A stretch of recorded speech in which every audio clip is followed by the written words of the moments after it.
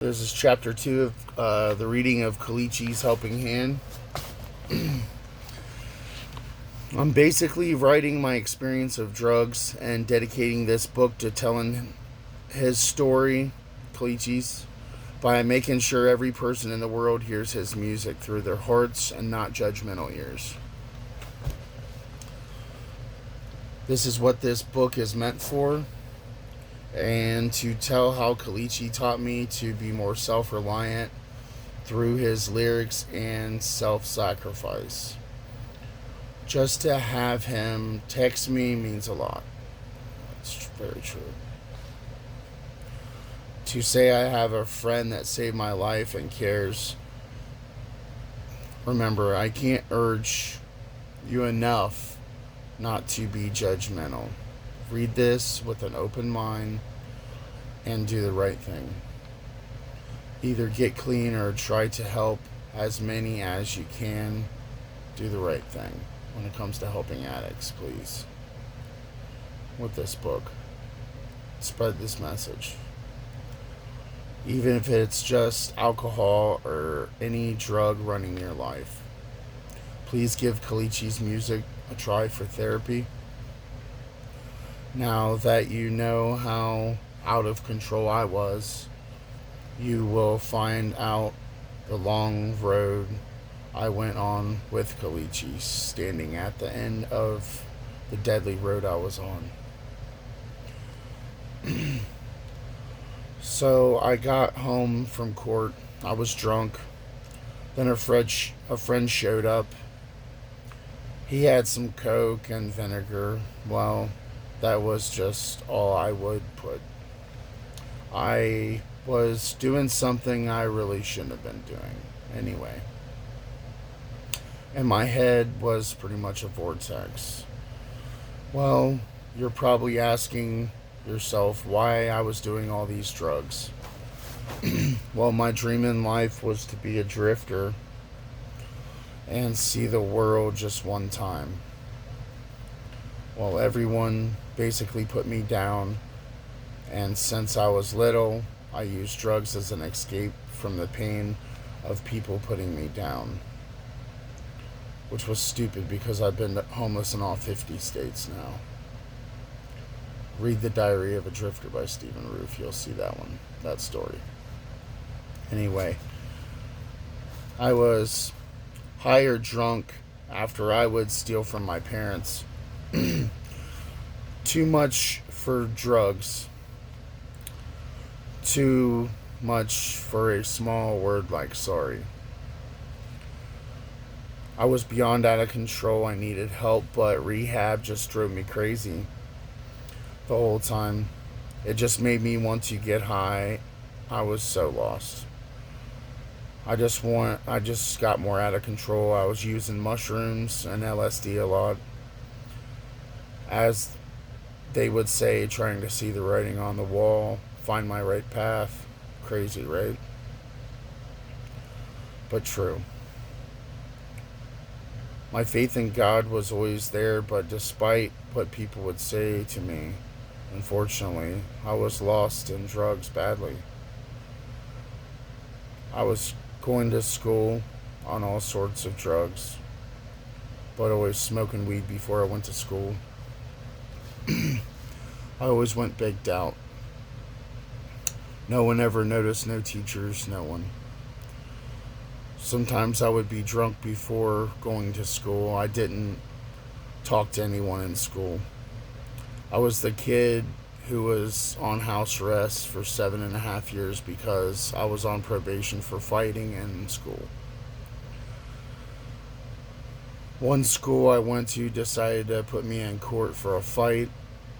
No one got hurt, but yeah, I got kicked out of school for a fight. That's where the floodgate opened. I did have just one friend at the time, though. He was also on probation, and that's why we were both on house arrest.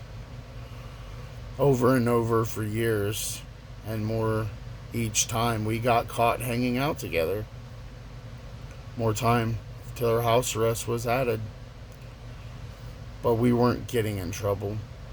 We were just not allowed around anyone on probation. The high school I went to made my life worse. Well, they did the same thing to my cousin, who I mentioned earlier. The school knew if anyone on probation did anything and got suspended, it was an automatic weekend in jail. Well, my principal didn't like me, and he would suspend me and my friend all the time for stupid things. For example, I said a cuss word and got suspended and did a weekend in jail. I'm talking strip search, bend over, cough, the real kids' jail. Yeah, for a cuss word in the classroom. Or if I got up and tried to use the bathroom without asking the teacher's permission, well, you guessed it, I went to jail for the weekend for that too. It got so bad I stopped completely going to school. I was on house arrest already, but always in jail for stupid things all the time. After this happened, I think God saw what I was going through alone, and I became a drifter 5 years later. I'm not writing this book to be popular. I wrote this book and the Diary of a Drifter to help people in different ways. This is my goal. I obviously lost my mind in school.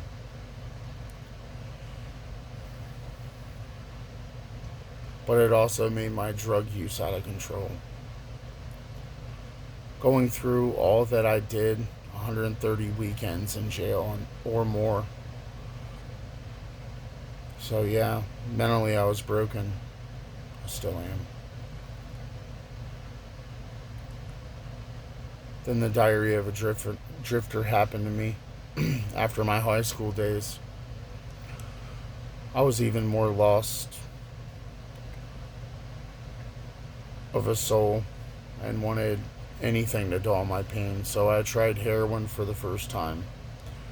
But then again, blaming my addictions on anything else but me would be wrong because God gave us free will.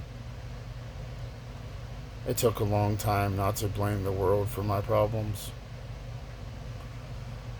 I used to, but didn't know how the world works.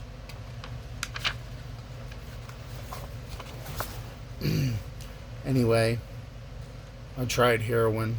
I asked a guy who was a friend of my cousin's. Well, he wanted me to get him some heroin because he was sick, I think. So I waited, and he brought back some dope and tied it in a balloon. He looked at me. Do you want to try it? I said, what's the strongest way to try it? He said, this, and he held up a new needle. I said, okay. Well, I did it.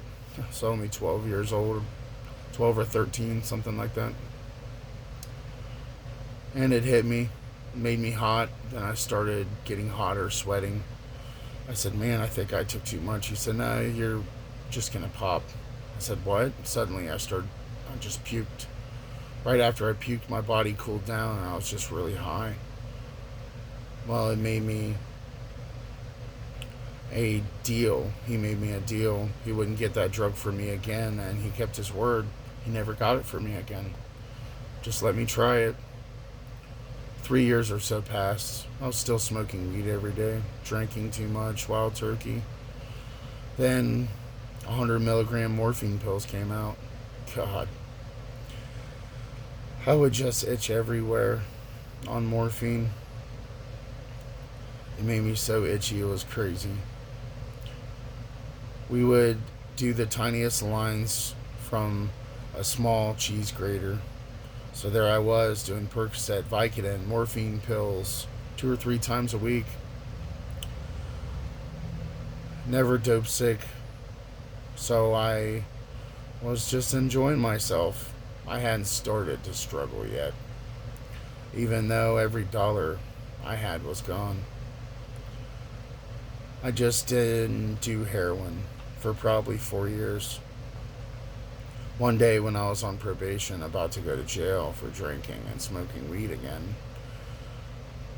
or something, I remember, I was sitting on my porch smoking a cigarette, and an old friend I hadn't seen in years saw me and got out of his car.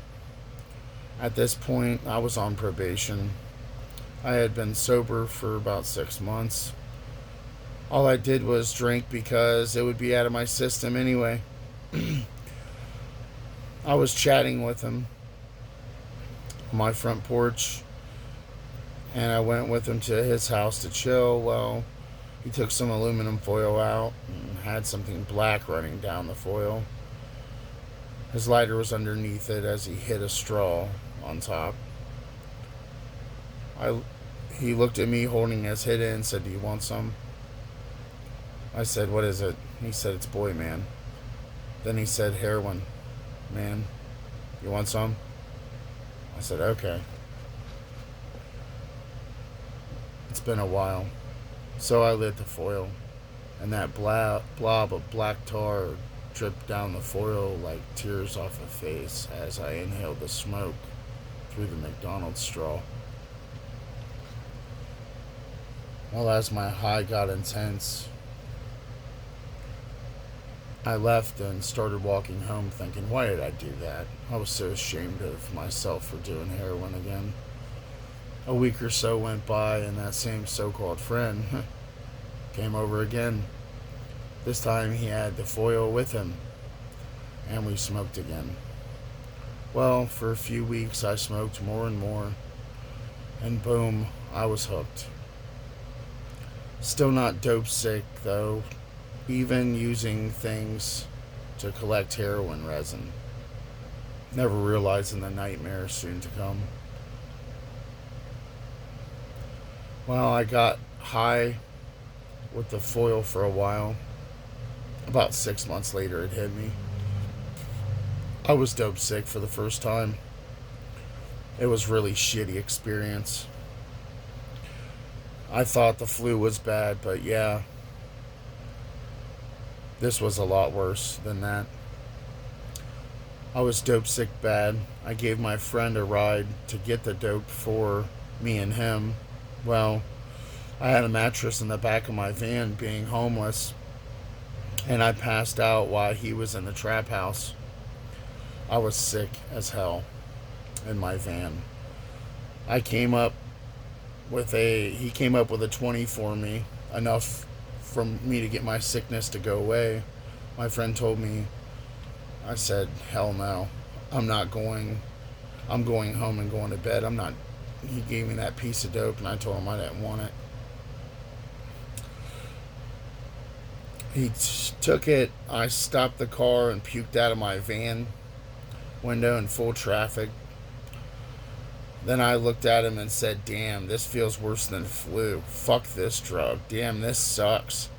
This is what it's like. God, this is bad. I feel like I need a hospital. I'm going home to go to bed. I went home and went to bed sick with that piece of dope on my dresser. Sick as hell. The next morning, a different friend called saying, I'm dope sick. You got anything? I sat up feeling better. I said, yeah, I got a 20. You can have it. He said, cool, I'll be over. I said, I'm sticking with weed, man. Forget that heroin crap. He said, okay, I'll be over. Well, he showed up later. A few weeks had passed, and people kept hitting me up and getting dope because I was the only one who had a car. It was bad. They were always dope sick. They all offered me $20 for a ride. And at first, I did it for weed. But over time, the friend I would mostly give a ride to talked me into buying heroin. I'd never forget it. I got dope with him. They all shot up. so I wouldn't let them shoot up in my car because they shot China and not tar, and it kept overdosing on it. So I never did let them. I never did regular tar. All right, I'm gonna stop this video. Go to the chapter 3, please, of the reading at Colicchies Helping Hand.